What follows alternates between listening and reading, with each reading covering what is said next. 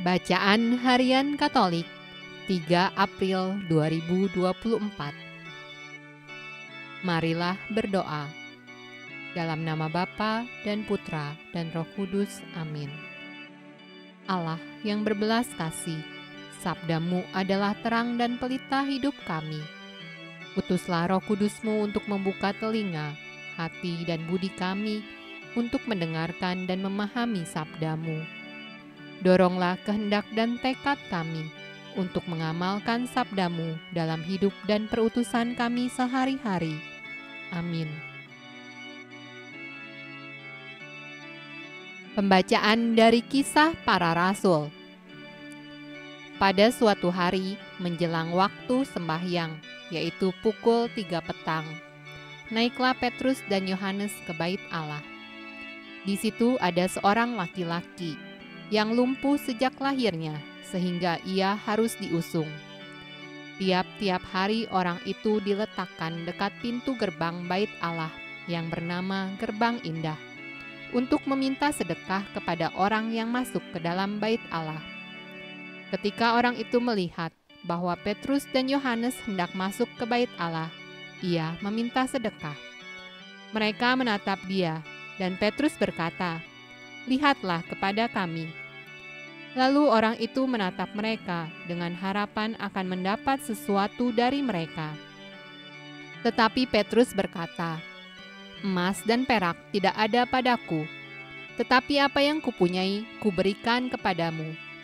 Demi nama Yesus Kristus, orang Nazaret itu, berjalanlah." Lalu ia memegang tangan kanan orang itu dan membantu dia berdiri. Seketika itu juga kuatlah kaki dan mata kaki orang itu. Ia melonjak berdiri, lalu berjalan kian kemari dan mengikuti mereka ke dalam bait Allah, berjalan dan melompat-lompat serta memuji Allah. Seluruh rakyat itu melihat dia berjalan sambil memuji Allah. Lalu mereka mengenal dia sebagai orang yang biasanya duduk meminta sedekah di gerbang indah bait Allah, sehingga mereka takjub dan tercengang tentang apa yang telah terjadi padanya.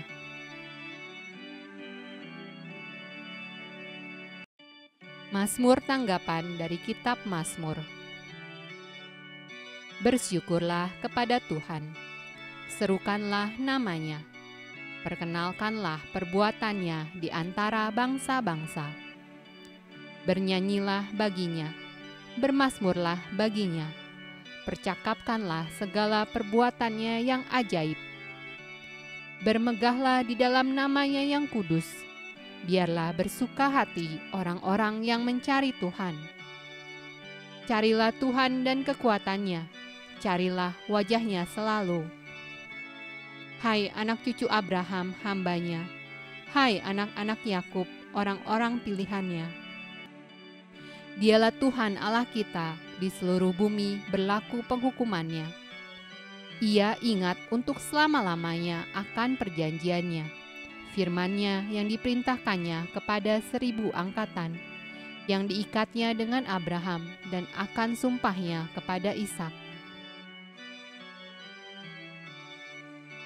Pembacaan dari Injil Lukas. Pada hari itu juga 2 orang dari murid-murid Yesus pergi ke sebuah kampung bernama Emmaus yang terletak kira-kira 7 mil jauhnya dari Yerusalem. Dan mereka bercakap-cakap tentang segala sesuatu yang telah terjadi. Ketika mereka sedang bercakap-cakap dan bertukar pikiran, datanglah Yesus sendiri mendekati mereka, lalu berjalan bersama-sama dengan mereka. Tetapi ada sesuatu yang menghalangi mata mereka, sehingga mereka tidak dapat mengenal Dia. Yesus berkata kepada mereka, "Apakah yang kamu percakapkan sementara kamu berjalan?" Maka berhentilah mereka dengan muka muram. Seorang dari mereka, namanya Kleopas, menjawabnya, "Adakah engkau satu-satunya orang asing di Yerusalem yang tidak tahu apa yang terjadi di situ pada hari-hari belakangan ini?" Katanya kepada mereka, "Apakah itu?" Jawab mereka, apa yang terjadi dengan Yesus orang Nazaret. Dia adalah seorang nabi yang berkuasa dalam pekerjaan dan perkataan di hadapan Allah dan di depan seluruh bangsa kami. Tetapi imam-imam kepala dan pemimpin-pemimpin kami telah menyerahkan dia untuk dihukum mati, dan mereka telah menyalibkannya. Padahal kami dahulu mengharapkan bahwa dialah yang datang untuk membebaskan bangsa Israel. Tetapi sementara itu telah lewat 3 hari sejak semuanya itu terjadi. Tetapi beberapa perempuan dari kalangan kami telah mengejutkan kami. Pagi-pagi buta mereka telah pergi ke kubur dan tidak menemukan mayatnya. Lalu mereka datang dengan berita bahwa telah kelihatan kepada mereka malaikat-malaikat yang mengatakan bahwa ia hidup.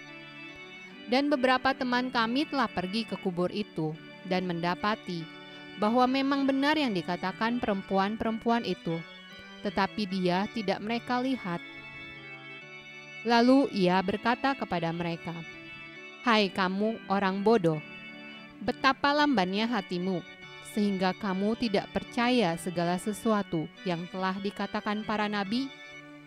Bukankah Mesias harus menderita semuanya itu untuk masuk ke dalam kemuliaannya?"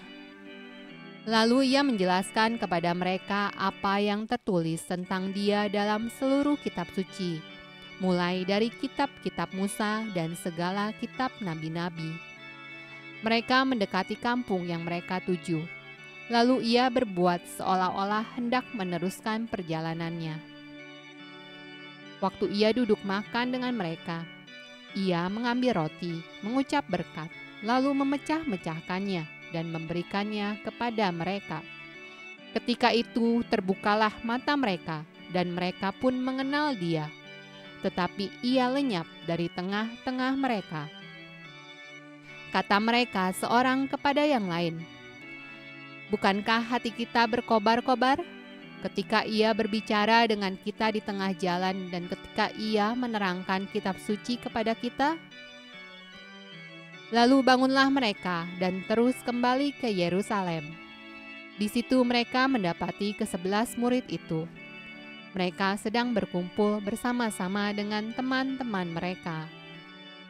Kata mereka itu, "Sesungguhnya Tuhan telah bangkit dan telah menampakkan diri kepada Simon."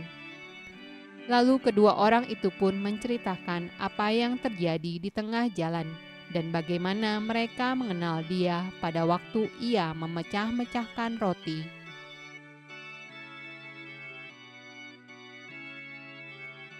Demikianlah sabda Allah. Terpujilah Kristus. Dalam nama Bapa dan Putra dan Roh Kudus. Amin.